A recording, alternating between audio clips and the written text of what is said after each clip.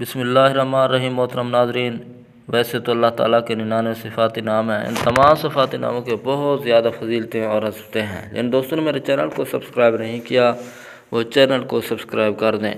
اس نام کو پڑھنے سے، اس کا ورد کرنے کا معمول بنا لیا جائے تو انسان کے تمام دکھ، درد، تکلیف، پریشانیاں، رنج و غم، درد و عالم سب دور ہو جائیں گے، اور اللہ تعالیٰ کی برکت نام سے فوری ہی دور ہو جائیں گے۔ اور ناظرین، ایک بزرگ نیک شخص کو یہ وظیفہ بتایا اور اس نے بتائے گئے طریقے کے مطابق عمل کیا تو وہ کہتا ہے کہ رات کو سوتے وقت 121 مرتبہ یہ تسبیح پڑھی تھی۔ پھر صبح اٹھا تو میرے گھر کا مرکزی دروازہ کھٹکھٹا اور باہر جا کر دیکھا تو اللہ تعالیٰ کا ایک ولی کھڑا تھا اور بولا، یہ لو پکڑو اپنے 70 کروڑ، اور اسی وقت چلا گیا۔ اس وظیفے کی برکت سے ہر قسم کی حاجات بھی پوری ہو جاتی ہے، لاکھوں کا قرض بھی ادا ہو جاتا ہے۔ اگر اس وظیفے سے دولت نہ ملے تو پھر آ کر میرا گریبان پکڑ لینا۔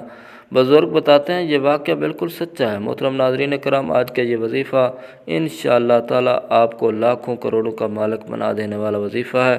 یہ وظیفہ سچے دل سے اور کامل یقین کے ساتھ کرنے سے آپ کے گھر میں، کاروبار میں انشاءاللہ اللہ پاک اپنی رحمتیں، فضیلتیں اور رزقیں پیدا فرمائے گا، اور آپ لوگ اپنے کسی بھی مشکل کے لیے، کسی بھی جائز حاجت کے لیے، کسی بھی پریشانی کے لیے رات کو یہ 3 مبارک نام 121 مرتبہ پڑھ کر سو جائیں۔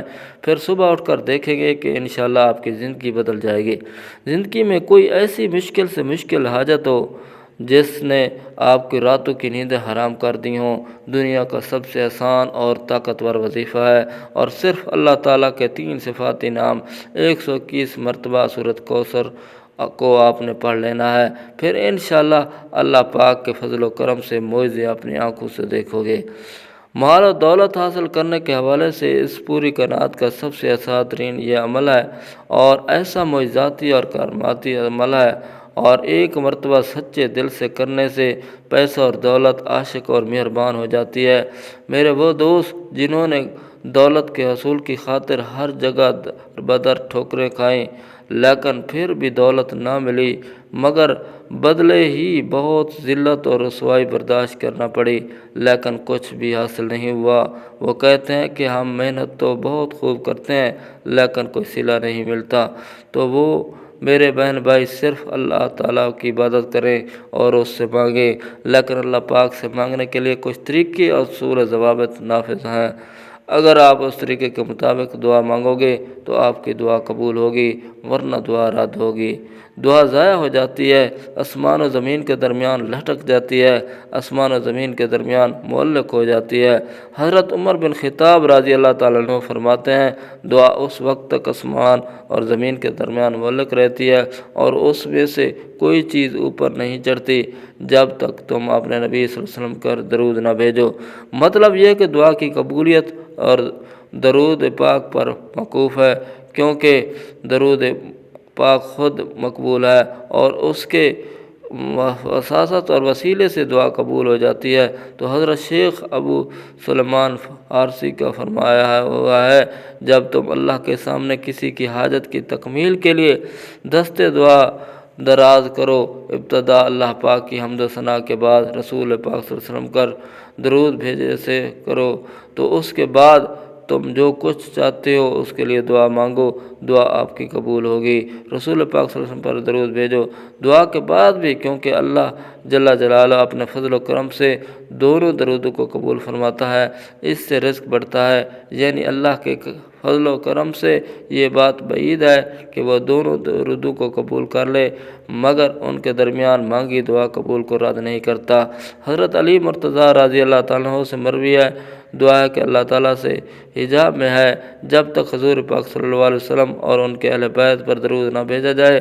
ناظرین کرام، آج یہ وظیفہ کر لیں، پھر آپ بتائے گئے طریقے کے مطابق دعا مانگیں تو آپ پورے یقین سے کہتے ہیں ہم کہ آپ کو لاکھوں نہیں بلکہ کروڑوں سے کھیلیں گے۔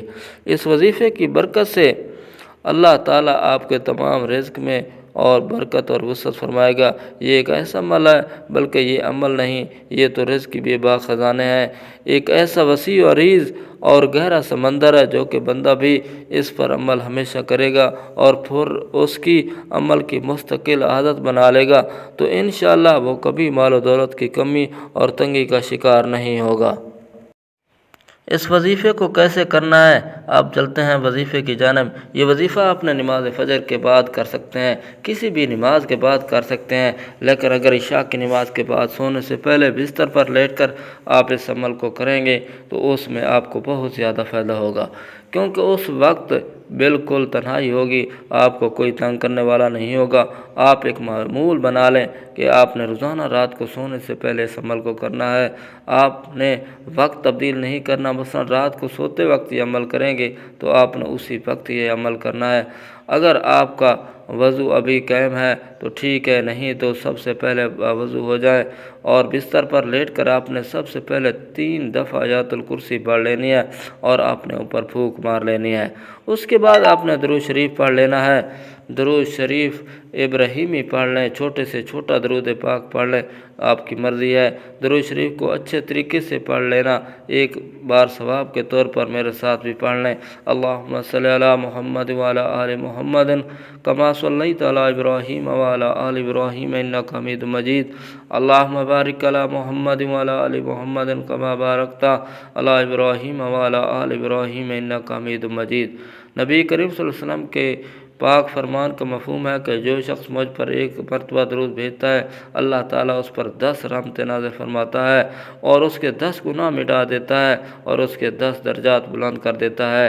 اس کے علاوہ درود شریف کثرت سے پڑھا جائے تو پریشانیوں سے نجات ملتی ہے۔ اس کے بعد مکمل خاموشی، سکون اور اطمینان سے اللہ پاک کے مبارک نام یا وہاب یا رزاق یا باسط 121 مرتبہ آپ نے اس کو پڑھنا ہے، یا وہاب یا رزاق یا باسط ملا کر پڑھیں گے تو یہ ایک شمار ہوگا۔ مکمل سکون کے ساتھ، دھیان کے ساتھ آپ نے پڑھنا ہے اور آپ سارا دن گناہ کرتے ہیں، اللہ تعالیٰ کی نافرمانیاں کرتے ہیں۔ جو کافر ہیں اللہ تعالیٰ تو ان کو بھی رزق اور مال و دولت عطا کرتا ہے، کیونکہ وہی تو دینے والی ذات ہے، وحدہ لا شریک ہے، وہ بے نیاز ہے اور اس کی ذات سے جب آپ مانگیں گے تو وہ کیسے عطا نہیں کرے گا۔ اور اس کے پڑھنے کے بعد آپ نے 11 مرتبہ سورۃ کوثر کو پڑھنا ہے، انا اعطیناک الکوثر فصل لربک وانحر ان شانئک هو الابتر۔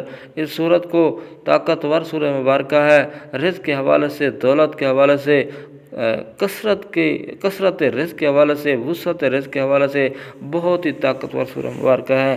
خاص طور پر نبی کریم صلی اللہ علیہ وسلم کی شان میں یہ سورہ مبارکہ عطا فرمائی تھی۔ جو بھی اس کا مقصد ہے اس کو تصور رکھنا ہے اور اس سورت کو پڑھنا شروع کر دینا ہے۔ اس کے بعد آپ نے صرف 360 مرتبہ استغفر اللہ استغفر اللہ استغفر اللہ پڑھنا ہے، کیونکہ وظیفہ پڑھتے ہوئے آپ کے جتنے بھی صغیرہ کبیرہ گناہ ہیں معاف ہو جائیں گے۔ جب گناہوں کی معافی مل جائے گی تو آپ کے اوپر اللہ کا کرم نوازیاں ہوں گی، شروع ہو جائیں گے۔ اور علماء کلام نے لکھا ہے کہ استغفر اللہ زیادہ سے زیادہ پڑھیں، اس لیے کثرت سے استغفر اللہ کا ورد کیا کریں، نہیں تو کم از کم 360 مرتبہ آپ نے پڑھنا ہے۔ اور اس کے بعد 11 مرتبہ سورۃ اخلاص پڑھیں، قل هو اللہ احد اللہ الصمد لم یلد ولم یولد ولم یکن لہ کفوا احد۔ آخر میں دوبارہ 3 مرتبہ یا 7 مرتبہ درود شریف پڑھ لیں اور ایک اچھے طریقے سے ذہن نشین کر لیں، اور اس عمل کے دوران آپ نے کسی سے کوئی بات نہیں کرنی، خاموشی اور تسلی کے ساتھ، سکون کے ساتھ اس عمل کو کرنا ہے۔ آخر میں آپ نے دعا بھی اللہ تعالیٰ سے مانگنی ہے۔ یہ اللہ کو بڑی مشکل سے اور جو بڑی پریشانی ہے دینے والی ذات تو وہی اللہ ہے۔ یا اللہ تیرے در سے مانگتا ہوں، صرف تو ہی عطا کر دے، تو ہی عطا کرنے والی ذات ہے، تو ہی فانی ہے، تو لا فانی ہے، ازل سے اب تک تو ہی رب ہے، سمندروں کی گرہوں میں بسنے والے کیڑوں کو بھی رزق دیتا ہے، مجھے بھی حلال اور پاکیزہ رزق عطا فرما، آمین ثم آمین۔ اللہ تعالی ہم سب کا حامی ناصر ہو۔ ناظرین کامنٹس باکس میں اللہ تعالیٰ کے 99 ناموں میں سے ایک نام ضرور ٹائپ کریں۔ ناظرین اگر ہو سکے تو ہمارے چینل کو سبسکرائب بھی کر دیں، لائک کر دیں اور تاکہ ہر نئی آنے والی ویڈیو آپ تک پہنچ سکے۔ شکریہ، جزاک اللہ خیر۔ السلام علیکم ورحمۃ اللہ وبرکاتہ۔